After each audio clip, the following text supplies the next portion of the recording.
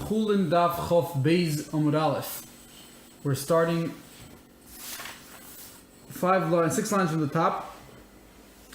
The Gemara is discussing the Tana Kama Shita. The Tana Kama was the Shita we saw in yesterday's daf that held you have to sever by an Ela Saif, you have to sever both the Simanim fully. And they learned this out from the pasuk of Molak v'Hiktir. Just like Haktorah has to, on top of the Mizbeach is done when the Guf and the Rosh are separate, so too Melika has to separate the Guf and the Rosh. That's what the Tana Kama learned. So asks the Gemara, the Tana Kama, once we learned this from Molak v'Hiktir, they had brought a pasuk before they brought Molak v'Hiktir. They brought a pasuk of Hikri Voi, which is by El Saif, which secludes El Saif into its own category, v'Hikri Voi. And the Kohen should be makriv it sounds like its own individual dinim.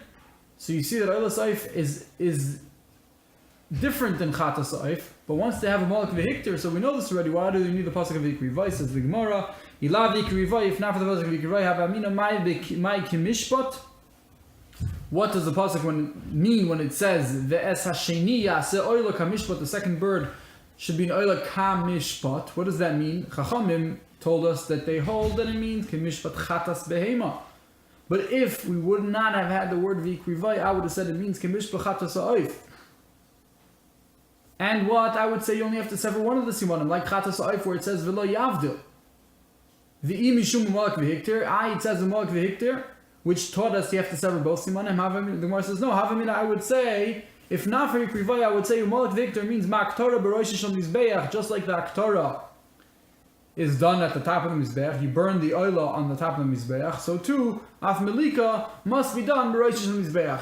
The severing that the Kohen pierces through the back of the neck also must be done at the top of the Mizbeach. I would think that that's all it teaches me. But really, Legabe the Simanim, it has the same din as the Chata Saif. Therefore, Hashtag, because of Rahmana v'Hikrivai, now that the pasuk said v'Hikrivai, the Rosh Banami, you can also, in addition, darshan this din that the simanim have to be fully severed, not like a Chata Sa'if, which only one of them has to be severed. So it turns out we learned out two drushes from Molak v'Hiktir. One that has to be done, that the Malik has to be done at the top of the Mizbeach like Aktorah, and two that it has to be like Aktorah, that the head and the body have to be separate. And if not for V'Hikri Voi, we'd only learned one. Continues the Gemara, Chatas Behema Deina Bol Min HaChulin. This that the Chachamim said, that a Chatas Behema can't come from Chulin. And we learned that out to El Sa'if also, that it can't come from Chulin. Where do we know this from? Minolan Am Rav Chisda Damakro V'Yikriv Aharoin Espara Chatos Ashloi. Aaron brought the Parachatos that's his. Mishaloi has to belong to him, his private money. V'lo Mishal Tzibur can't be coming from a public fund. V'lo Mishal Meiser can't be coming from the money of Meiser Sheni.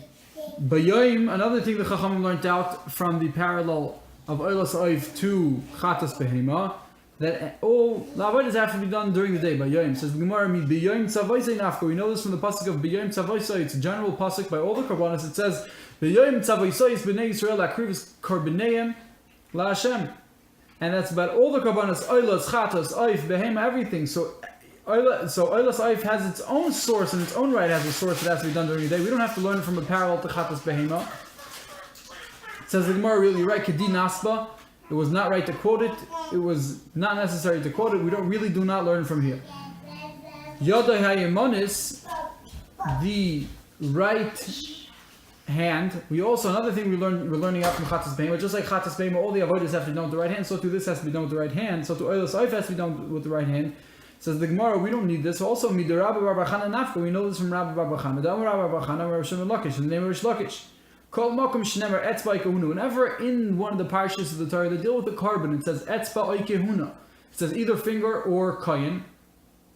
Then we know right away that that's a code word that teaches us that it has to be done Eina Ela Yamin. It must be done B'Yamin, and we learned this out from a Mitzayra, and from the way the Torah words the finger and the kayin by Mitzayra. And there we learned out that every time it says Etzba or kayin, you need to be using the right hand.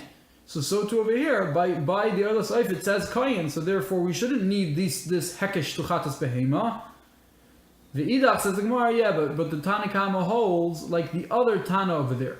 The other Tana over there holds that Kehuna Baya Etzba. When it says Kayin, it's not enough to teach me that you must do everything with the right hand. You need also for it to say Etzba. So you need Kehuna plus Etzba. That teaches you that you know you mean. But Etzba, if it only said Etzba, Loi Baya Kehuna. That, yeah, if it said Etzba, then you know you don't need it to say Kayin in order for you to know that it has to be Yamin. Etzba is the code word for Yamin, but Kayin alone is not a code word for Yamin. You need Etzba too. And therefore, in this situation, we need the extra Chatzis Pema because it only says Kayin, does not say Etzba. Says the Gemara Tanakama, Rabbi Shimon. The first and third shita in the previous brisa, Tanakama and Rabbi Shimon, Mimula Arif Minalahu. Where do they know that by El Saif Malika has to be also in the place of the back of the neck? That's that's the location of Malika. Rabbi Shmuel learns it from Kimishpat, that Kimishpat Chatzas Saif, just like in El Saif has the same halacha as Chatzas Saif in terms of the location of Malika, but they learn Kimishpat Chatzaiv and Kimishpat to teach you something else.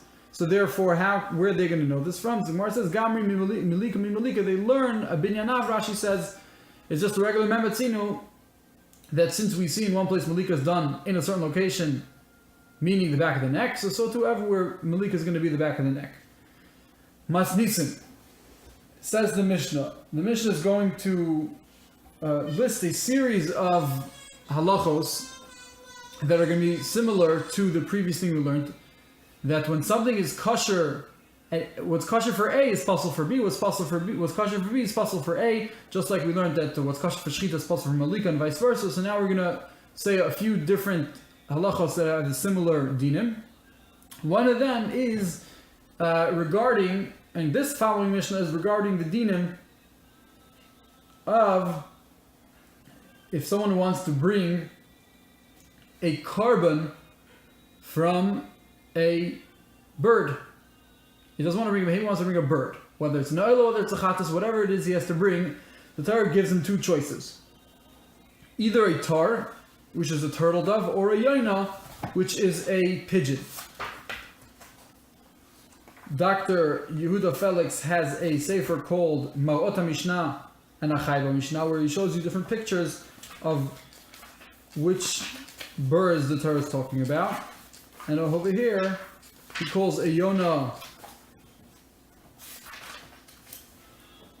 a pigeon or a dove, and that this is the yona that the Torah is talking about. And by tar, he calls it a turtle dove.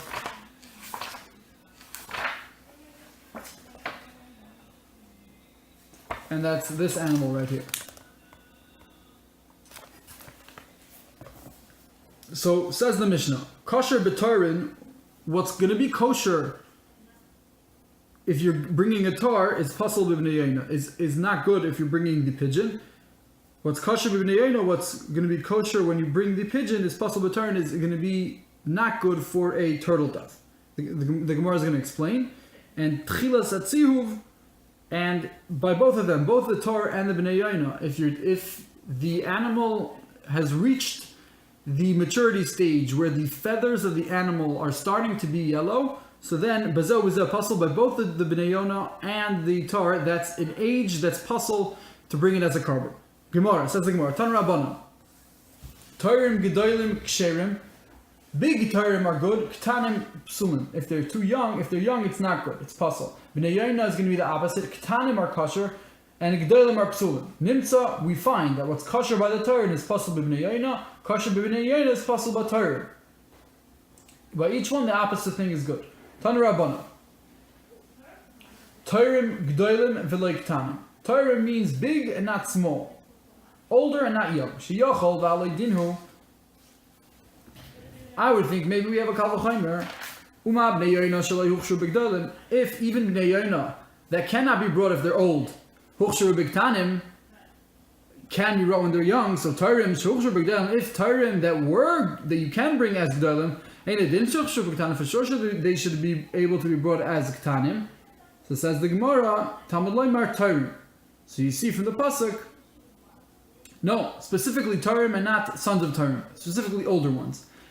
Gdalim v'lo Gtanim, big and not older and not small. B'nei Yoina How about b'nei yoina? Ktanim, that means small meaning young, but like and not older ones. Shiyachol v'aleidin, who maybe I would think have a kalvachim. U'ma tarim shelo yuchshu b'ktanim. If even tarim, which are not kosher to be brought as ktanim, huchshu b'gdalim are kosher to be brought as gdalim. So b'nei yoina, that we have this leniency sheuchshu b'ktanim, that it's fine even b'ktanim. Maybe ain't a din sheuchshu b'gdalim. Maybe the for sure be done b'gdalim. Exactly the opposite which I said. Tamad leimar b'nei yoina. It says b'nei yoina, sons of yoina, which sounds like children, small, young, ktanim v'lo gdalim. My Talmuda says the Gemara. How do we know this is ma'akiv? Where do we know this is ma'akiv? Amarava Rava says lo l'shtam et kra v'lichtayv. We never find the Torah being inconsistent. We never find the Torah not saying in one place the way it says it now. We'll never find it saying min b'nei ha'Torim or min ha'yoina. It always says b'nei yoina and Torim. From the fact that the Torah is so makbid to always use b'nei yoina and Torim, and never saying b'nei Torim or and just yoina, we see there must be it's likuva. It's not just a chatchila. It's something that is a psul if you bring an old yoina or a young Tor. Says the Gemara, Ve'ema, maybe we should say, B'nei Yoina dekasav Rachmana B'nei, by the pigeon, when the Torah says the word B'nei Ktanim in G'dalim Lai, then I understand it says the word B'nei, so then you have to bring young and not old. But Torim, if it just says Torim, which is, it says turtle dove, it doesn't specify old or young, so I would think maybe Iboy G'dalim Lacy, if I want, I can bring a Gadol, Iboy Ktanim Lacy, if I want, I can bring a small one. How do you see from the fact that it says Torim, that it means specifically old? It's just saying the name of the species. It doesn't specify anything to do with age. Says the Gemara, no, Dumi de B'nei Yoina, because they're categorized together. Both of them are what's brought as a carbon out of a bird. So therefore, they have a similar din. That ma B'nei Yoina k'tanim in g'dalim. Just like by B'nei Yoina, it's very exclusive. It's only a specific age that only small and not big. So af Torim, so too by Torim, we're going to be exclusive and say G'dalim in Ktanim Lai, only big and not small, and not that it's that a general Tor is okay. So we're going to have only the older Tor. Tan Rabbana continues the Gemara with the Brayso. Yochel you call a Torim v'chol b'nei hayonik sher. I would think maybe all the Torim and all the b'nei hayonik are kosher. Obviously, each one in its proper age. Talmud leimar min ha'Torim. No, we learn from the pasuk min ha'Torim, from the Torim, not all Torim, from the Torim. V'loi kol ha'Torim, not all the Torim, min b'nei yoina, from the sons of the yoina. V'loi kol b'nei yoina, not all pigeons. And what is this coming to exclude? Prat l'tchilas hatzihuv. This is what the Mishnah said, that the tchilas hatzihuv, if the animals reach the stage where the feathers are starting to yellow, so this is shebozeh, by both the yoina and by the tar, it's pasul. Now, continues the Brayso, me'emasai ha'Torim ksherim. From when are the Torim kosher? You're telling me now that it has to be older. When it starts yellowing, it's pasul. When is it going to be kosher? Mishias Hivut says the Gemara, when the feathers become golden. When it's not yellow, it becomes golden, that's when it's okay. Me'imasai b'nei yoina psulim. And when are the b'nei yoina considered too old to be brought? Mishias Hivut, like we said before, when the feathers become yellow, that's already considered too old.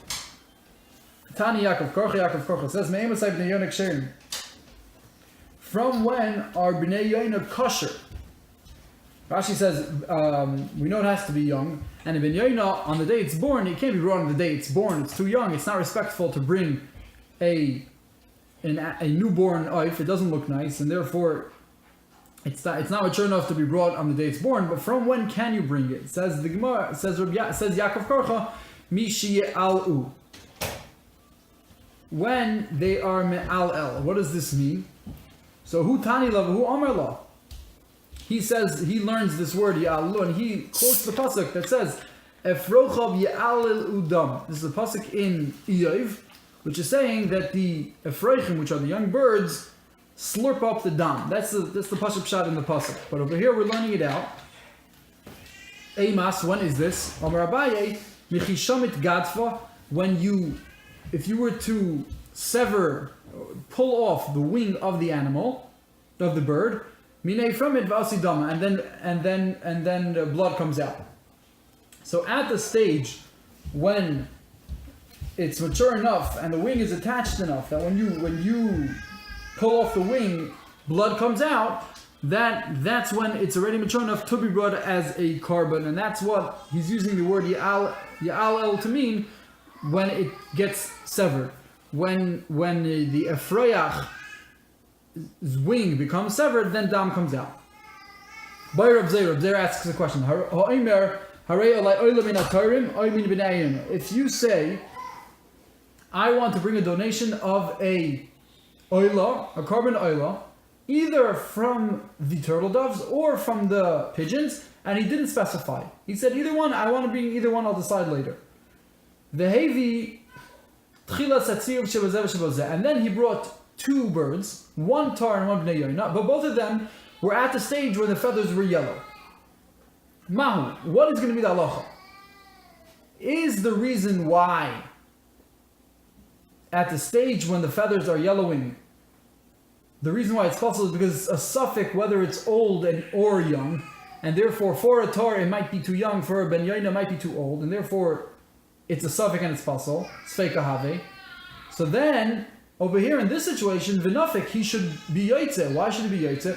Because he didn't specify which one he should bring, and whether the yellowing stage is considered old or young, he should for sure be yaitze one of them. Because if it's considered too old, so then the tar is going to be good.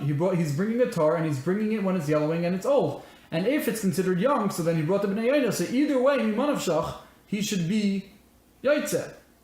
Dilma, but says Reb Zera's question is that maybe the reason why it's possible is not because it's a suffix whether it's too old or not. Maybe it's a beryahave. Maybe it's like it's its own species, meaning it's its own stage of development. It's not young, it's not old, it's intermediary. And in that own stage of development, it's not old and it's not young, and therefore mi'ikar adin it's possible both by ben yoina and by tar, and therefore loy nafik he won't be yaitze. So Amarava Tashma, Rava says we can bring a proof from the Brisa prat l'tchilas hatzil. We learned from the pasuk of Min HaTorem that it's excluding the case when the feathers are starting to yellow. Shebazeh shepasul both by ben yoina and by tar, that they're both pasul. And says the Rava, if you want to tell me that it's its own intermediary stage, it's its own species, meaning it's its own stage, it's not old and it's not young. Shapir, then I can understand very well why the pasuk needs to teach this to me. Because I don't know about this intermediary stage, whether it should be hooked onto the young or hooked onto the old. So therefore the pasuk is saying, no, it's pasul. It's neither old nor young. Eli Amr Tzfeika, but if you want to tell me that really it's just a suffix, and really it's going to have either the din of old and young, because really it's either included in old or it's included in young, and just we're not sure about it. So, do we need a pasuk to say that a suffix is not good? We know suffix deraisa l'chumra. We know already that when you have a suffix, you can't bring it, right? So why would I need the pasuk to be telling me something about a suffix? God doesn't have any sfeikas. God knows where it's included, so it's only our chisar and yediyah. It's only we're ignorant about it. So if we're ignorant about something and it's a suffix, Hashem is going to tell me that it's a suffix and that I can't do it misafik. That makes no sense. So must be he's saying it's its own species and and the pasuk is telling me a din. That's why you need a word in the pasuk to teach me something, because it's actually telling me a halacha. It's not telling me that it's a suffix. Ad kan Chulin Daf Chof Beis.